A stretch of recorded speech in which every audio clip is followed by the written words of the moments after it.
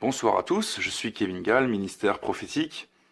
Nous sommes le 4 février 2018, il est 23 heures passées, et je voulais faire une vidéo pour faire un petit peu le point sur le précédent séminaire qui s'est déroulé le week-end dernier, et sur le prochain séminaire qui se déroulera le 24 et 25 février, toujours à Sanary-sur-Mer.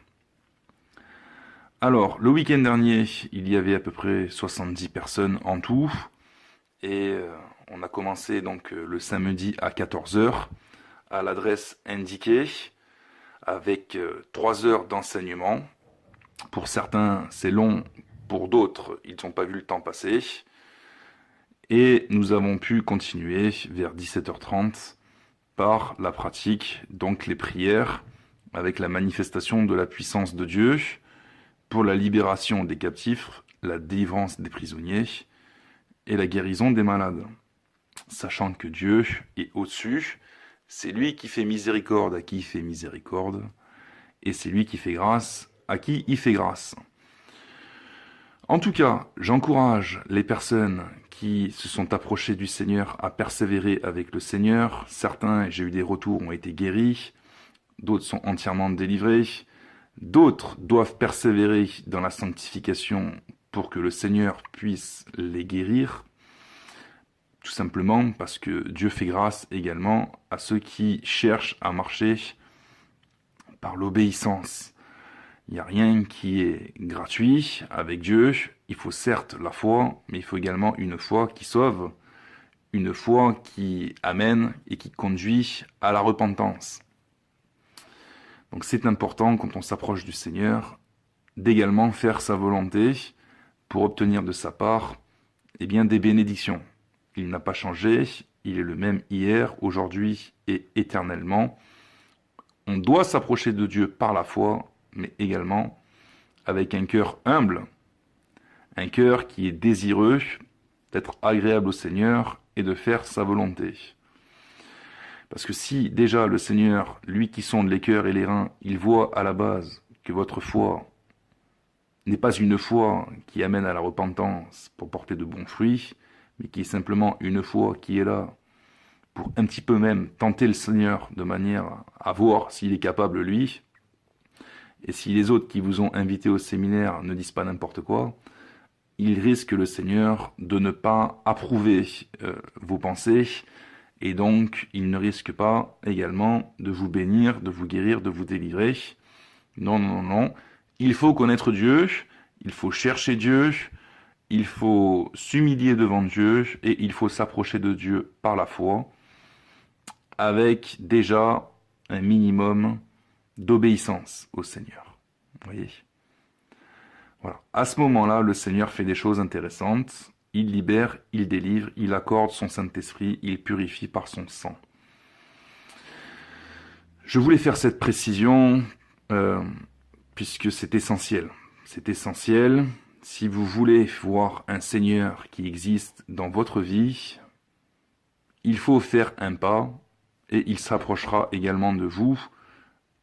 Et il faut faire également un pas dans sa volonté concernant la sanctification, la repentance dans votre vie. Dans votre vie. Donc j'insiste à ce propos. Il y a également eu des personnes qui m'ont contacté quelques minutes juste avant le commencement du séminaire, mais je n'étais pas disponible pour répondre à leur appel. Ces personnes-là cherchaient la salle et apparemment, elles ne l'ont toujours pas trouvée, la salle. Pourtant, l'adresse était exacte, donc je vous demande simplement de vérifier sur Internet l'adresse, d'arriver, si possible, à l'avance, de manière à faire vos recherches dans la ville. Et normalement, la rue indiquée, il n'y en a pas 50, il n'y en a qu'une. Donc si vous avez un GPS, ou si vous pouvez demander à des Sanariens à droite à gauche, ils vous indiqueront l'adresse indiquée, il n'y a pas d'erreur sur l'adresse. Et ne cherchez pas à me contacter pour la bonne et simple raison que je suis en prière et en méditation, donc en préparation. Vous voyez ? Mais bon, il n'y a eu que 2 personnes sur 70-80 qui m'ont contacté pour ce problème-là. sachant également que les démons font tout, bien évidemment, pour égarer et empêcher les âmes de venir et jeter le trouble et la confusion également dans leur esprit, dans leurs pensées, etc. C'est aussi arrivé que des personnes soient complètement déstabilisées, désorientées, en cherchant à s'approcher du Seigneur. Donc il faut prier pour ces personnes-là, et ces mêmes personnes doivent réfléchir également et se forcer à marcher dans la sagesse également pour préparer les choses à l'avance. Que vous ne soyez pas comme ça troublés au dernier moment, à ne pas savoir où aller, ni comment faire, etc., etc. Donc il faut préparer, il faut s'organiser à l'avance, ce qui est normal. Autre chose, c'est un séminaire qui a lieu le samedi après-midi et le dimanche, donc sur 2 jours. Quand j'ai commencé samedi, j'ai commencé à 14h et on a fini grosso modo à 23h, parce qu'après on a mangé ensemble, etc. Il y a eu la Sainte Seine. C'était un véritable moment de partage, si vous voulez. C'est pas quelque chose de religieux, hop, on commence à 14h, et puis hop, on termine, et puis hop, tout le monde rentre chez soi, puis on revient le lendemain. On partage après, ça devient vivant, donc ça devient une communion fraternelle. Il y a aussi des baptêmes d'eau, et on recommence le lendemain, en général le dimanche. On approfondit ce qui a été dit, on finalise ce qui a été fait, et on donne des exhortations et des enseignements également le dimanche, de manière à ce que vous puissiez repartir chez vous avec des bagages, avec des fondations, des fondements, si vous voulez, qui soient solides, On bâtit sur le roc, sur Christ. Voilà. Donc, il y a également des fidèles maintenant qui viennent régulièrement aux réunions. Certaines de ces personnes peuvent régulièrement venir, puisqu'elles n'habitent pas très loin. D'autres habitent très loin, mais elles viennent quand même. Donc là, bravo, félicitations. Et d'autres n'ont pas la possibilité de venir régulièrement, faute d'argent. Donc, on comprend ces personnes. On pourra également les aider financièrement par la suite, de manière à ce qu'elles puissent venir. Si vous entendez ma voix, que vous n'avez jamais eu l'occasion, la grâce de venir à Sanary-sur-Mer assister à un des séminaires, eh bien, je vous invite à venir. Certains se sont inscrits, mais se sont désistés parce qu'ils n'ont pas pu venir pour X raisons. On sait également que les démons sont à l'œuvre pour empêcher les personnes d'être délivrées, donc de venir. Donc ne vous étonnez pas si, comme par hasard, on vous met des bâtons dans les roues, ou si, comme par hasard, il y a toutes sortes d'événements et de circonstances qui vous empêchent de venir. C'est tout simplement des réalités spirituelles qui sont à l'œuvre. Donc si vous n'avez pas pu venir auparavant, je vous invite à venir au prochain séminaire le 24-25 février. Donc il y aura des séminaires de toute façon tous les derniers week-ends de chaque mois. Et ce qu'on va faire à partir du mois de mars, c'est qu'on va faire des séminaires tous les 15 jours. Des séminaires spécifiques sur la délivrance, d'accord ? Puisque je suis au courant, et c'est pas nouveau, que beaucoup de personnes cherchent à être délivrées des emprises démoniaques, mais ils ne trouvent pas d'église, ils ne trouvent pas de pasteur, ils ne trouvent pas de ministère ni de conducteur spirituel capable de s'occuper d'eux dans ce sens. Donc, comme j'en suis conscient et que c'est une réalité, et que le Seigneur veut également aider ces personnes, les guérir, les délivrer, eh bien, n'hésitez pas à me contacter par mail à kevingal@outlook.com de manière à vous faire connaître et de manière à vous inscrire, que l'on sache à peu près combien nous serons au prochain séminaire pour des raisons de sécurité, de place, d'organisation, etc., etc. Si vous connaissez autour de vous, dans votre famille, dans vos amis, dans vos connaissances, des personnes qui sont possédées par des démons et que vous avez la possibilité de venir ce week-end-là, eh bien, n'hésitez pas à leur en parler, à les inviter et à les faire venir également. Et je dirais même plus, à les faire venir de force si vraiment l'emprise est sévère. C'est comme ça qu'il faut faire. On sait dans les évangiles, par exemple, il y avait un esprit démoniaque qui agissait dans la vie d'un enfant, qui le jetait tantôt dans le feu, tantôt dans l'eau.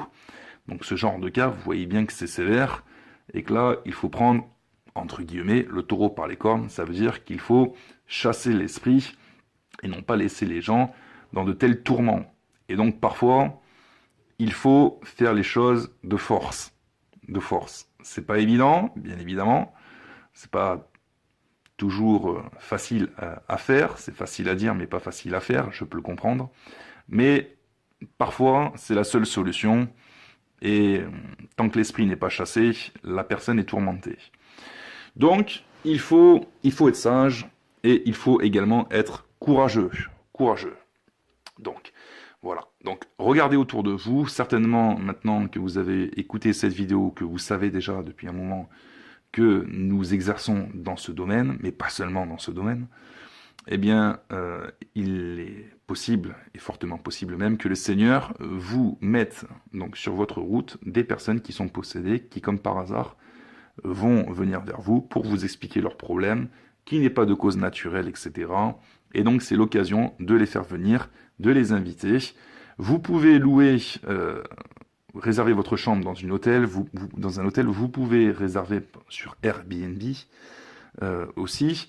Vous pouvez, bref, vous débrouiller, si vous voulez, de manière à être présent pour le samedi et le dimanche. D'autres choses, il y a des personnes également qui viennent juste pour la théorie. Je suis conscient que ça dure 3 heures, que ça peut être long, mais c'est nécessaire. On ne peut pas, comme ça, faire de la pratique sans passer par de la théorie. Ça serait mal faire. Il y a besoin d'enseigner, il y a besoin de faire comprendre des choses, des réalités.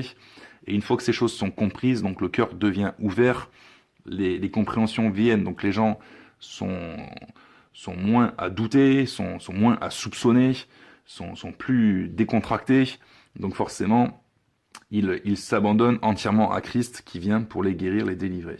Beaucoup de gens viennent, ça arrive aussi pour la première fois, ils ne connaissent absolument rien à la Bible, mais comme les enseignements sont à donner pour tout public, c'est vraiment fait d'une manière accessible à tous, hein, avec des dessins, etc., de manière à comprendre. Vous avez un résumé de la Bible qui est fait en 3 heures.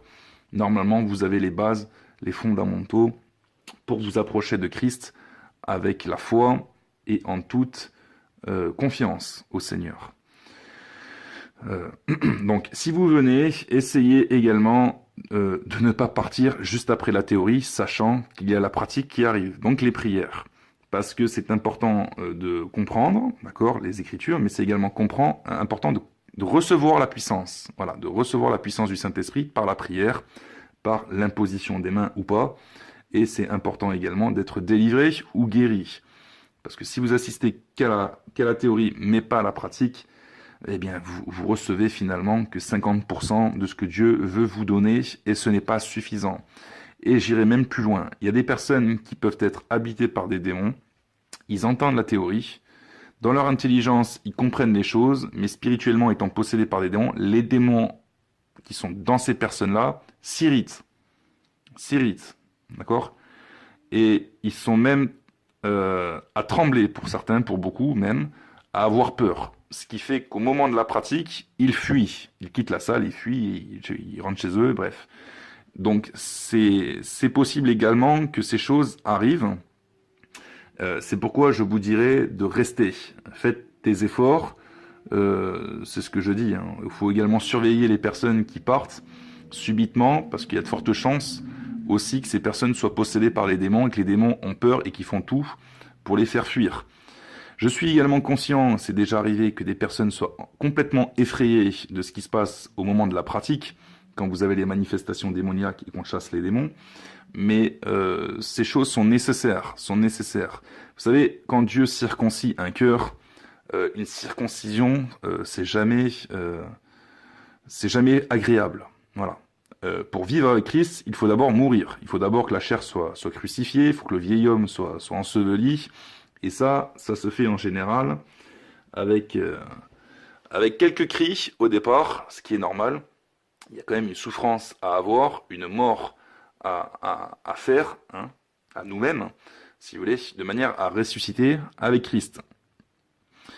Donc, quand on ouvre les yeux aux réalités spirituelles, forcément, étant donné qu'avant on était ignorant et qu'on apprend que les démons existent, que Satan existe, que l'enfer existe, donc le ciel existe, forcément le fait d'ouvrir les yeux, ça surprend et parfois ça choque quand vous voyez effectivement des démons se manifester devant vous.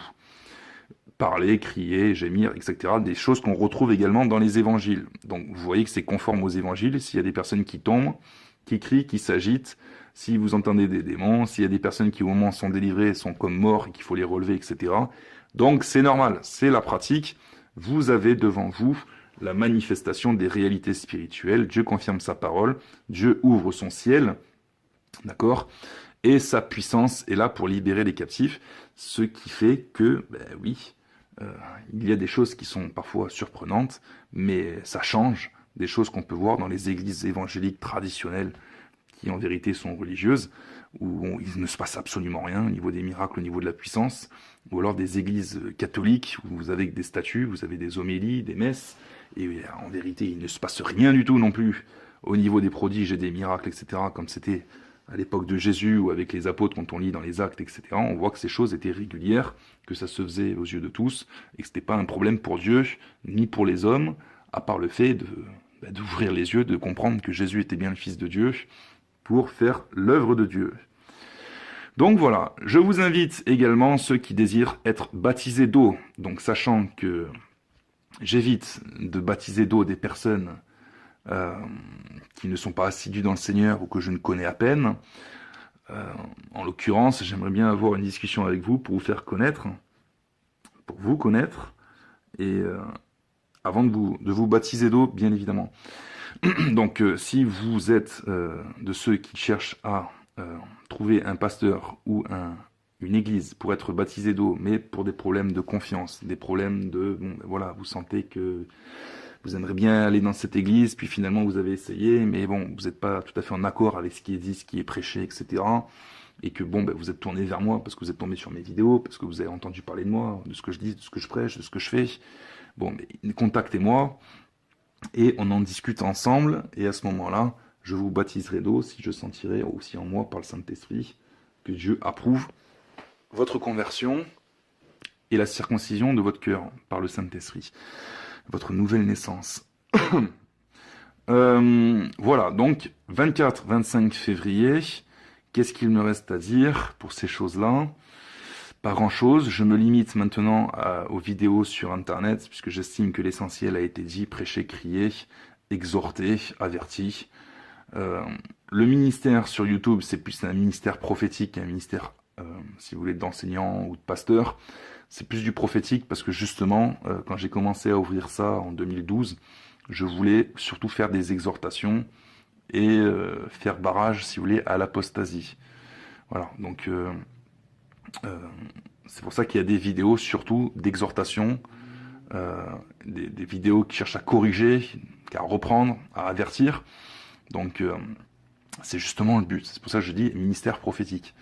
Oui, c'est ce que j'exerce sur YouTube, mais en vérité, je fais quasiment de l'apostolique. Donc là, il y a une église qui est en train de se former à Sanary aussi, mais pour ces choses-là, je préfère en discuter entre fidèles.